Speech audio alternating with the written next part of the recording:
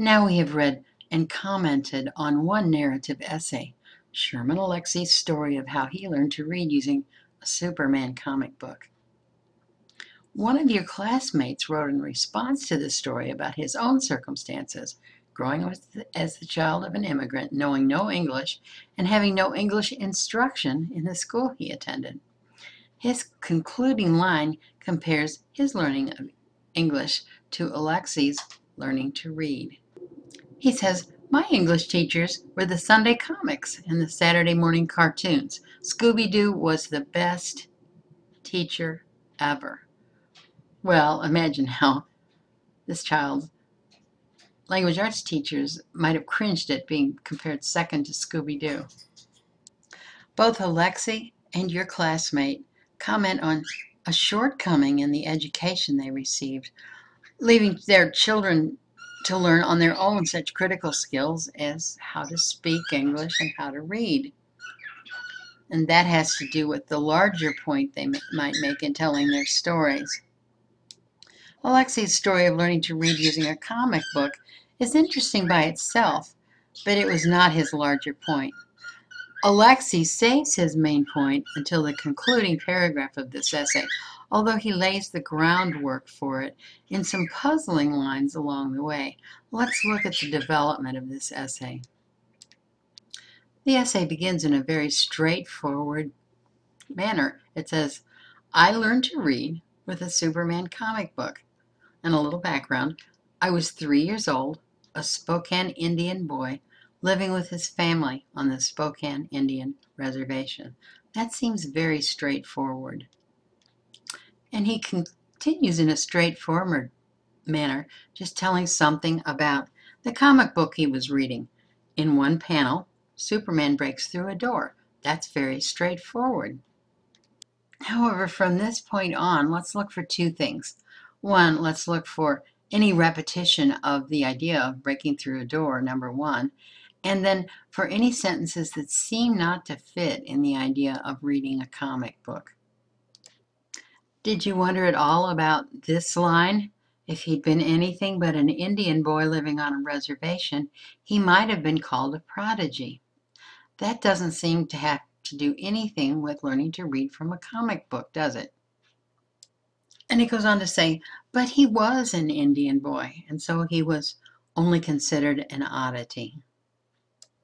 We read further and find him talking about his realization that paragraphs were really the same thing as fences, and that's an entirely different theme we could carry throughout this essay. But for now, let's stick with what we have going. We run into a sentence that says, "A smart Indian is a dangerous person, widely feared and ridiculed by Indians and non-Indians alike." A dangerous person? That struck my ears as being an unlikely thing to hear, and it picked up my antenna to see what that might mean. And I read again, widely feared and ridiculed by Indians and non-Indians alike. That has stuck in my mind, and I'm going to be reading to understand that particular sentence better as I go along. And as I go along, I find the following sentence. What about the kinds of Indians that were usually met on reservations? Well, they appeared to be dumb, quote, so they could be appropriately pitied. Now that seems to relate back to the thing about dangerous Indians, and how does that all fit together, I wonder? I remembered that he had said that Indian children were expected to fail so they could be appropriately pitied. And remembering that every phrase and sentence in an essay is there for a specific purpose, I have to continue reading to better understand what was intended. We read further to find out why. We read further to find out why that particular language used. We read further to find any repetitions or echoes or allusions to a similar idea later on in the essay. And then we reread until it becomes clear to us why that particular language was used in this essay. That's a part of critical reading. And at this point, I have to start drawing on some of my own information to bring to this essay in order to better understand it. For example, I know that Indian children are taught on reservation schools where there aren't other children, other white children, other children of other origins. And I know that the United States Supreme Court has said that separate is inherently unequal. So I can draw the conclusion is that the Indian schools are not equal, not as good as perhaps the normal American schools. So that brings me back to the idea of what does this have to do with a smart Indian being a dangerous Indian? Why do some people fear that a smart Indian who has learned to read and write would be dangerous? What would he be able to do that he can't do now? And we all know from our own common sense that learning to read gives you information and access to lots more information than you have if you're illiterate. So giving people access to more information is probably an important part of this. And writing, what does writing do? The ability to write gives people the ability to express their point of view to the rest of a wider world. Thinking on, I asked myself, so who was it that wanted to contain Indians on reservations and keep them isolated from the wider world? What world was that? And of course, it's easy to come to the conclusion that, of course, was the dominant white world of the time when we first put Indians on reservations. We all know the saying, out of sight, out of mind.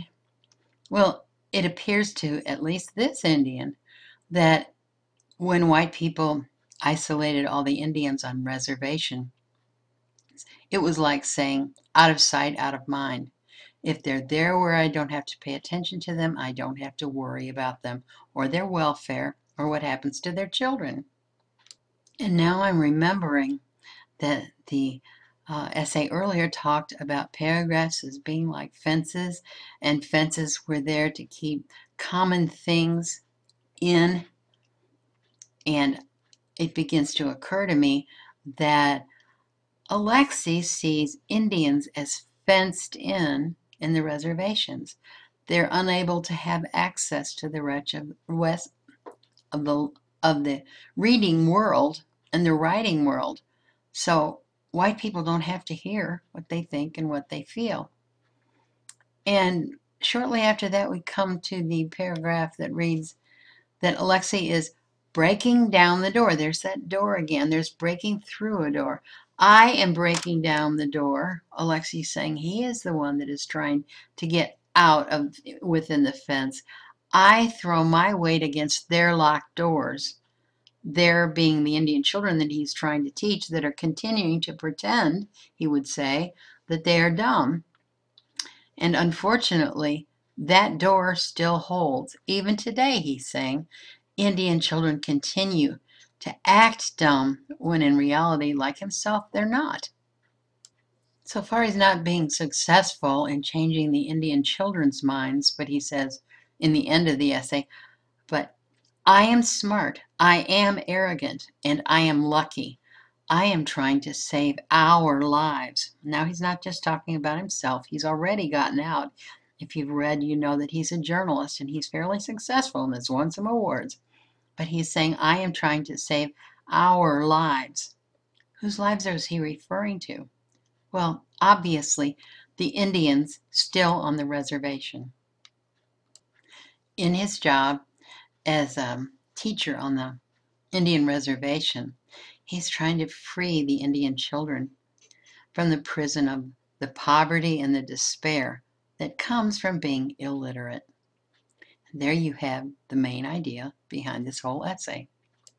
And to put it in a slightly different way, he's saying that learning to read and write can make supermen of anybody who achieves those skills.